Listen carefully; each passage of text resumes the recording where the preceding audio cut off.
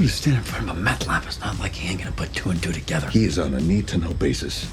Yeah, Walt and Jesse are back. After what feels like forever to Breaking Bad fans, Walt and Jesse are finally making their Better Call Saul appearance as Saul Goodman officially enters his Heisenberg era.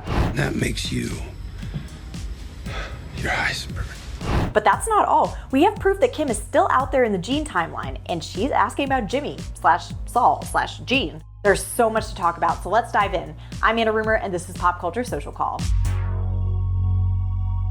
Now, first off, I love that this episode was titled Breaking Bad as a wink to the flagship show's season 2 episode, Better Call Saul. And I loved even more that we finally got Bryan Cranston and Aaron Paul back on our screens after Peter Gould has been teasing them since before the season even started.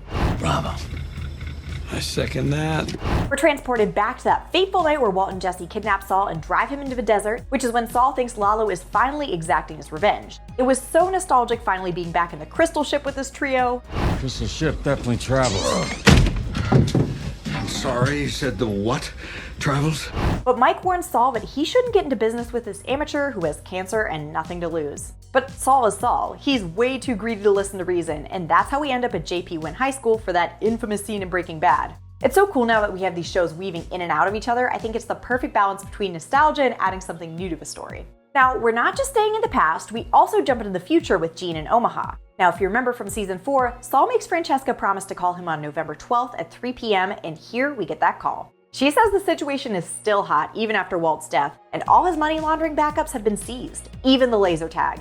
But get this, Kim called, and she asked about him. I feel like we see a spark of Jimmy here that's really heartbreaking.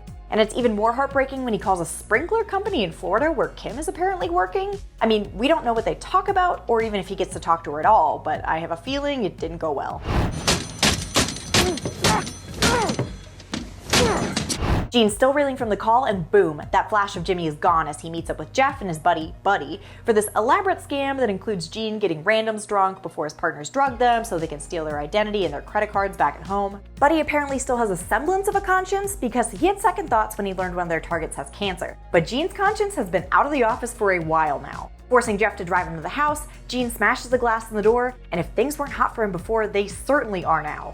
I have a feeling that things are not going to end well for our buddy Gene/Saul/Jimmy, but I don't know. Let me know in the comments what you think, and let me know what you thought of the Walt and Jesse appearance. I loved it. Like and subscribe on our channel, and head over to popculture.com for the latest entertainment news. Until next time, I'm Anna Rumer, and this is Pop Culture Social Call.